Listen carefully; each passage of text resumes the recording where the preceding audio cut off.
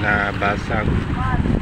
Ayan po guys, so nakawawa naman ang may-ari ng bunkers. So marami ng mga bangka na nabasag dito guys. Marami talaga.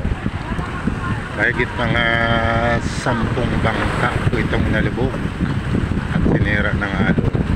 Ayan, kawawa naman ang mga may-ari dito. Marcos.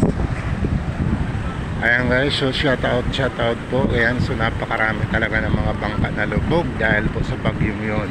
Ayan, kawawa naman ang mga ari nito. So million po ang nasira ng bagyong ito dito sa Pulan, Sorsogon. Lahat po bangka, ayan, nalalaki, napakarami po, marami pa rin. So dito pa rin yung alon, lakas pa rin yung mga alon, mga bangka na yan yung kalubog-lubog.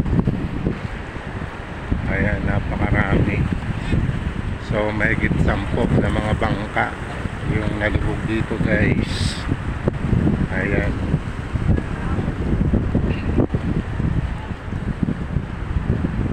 napakarami pa rin alon, malakas pa rin ang mga alon dito.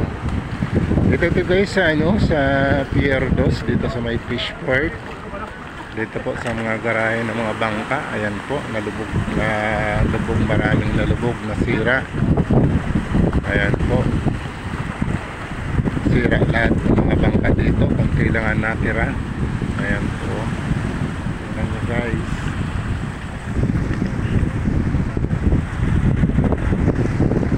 So guys, umalo po rin.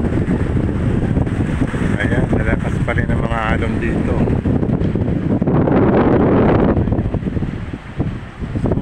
Lakas ng mga alon. Ayan po, lakas pa rin ang alon dito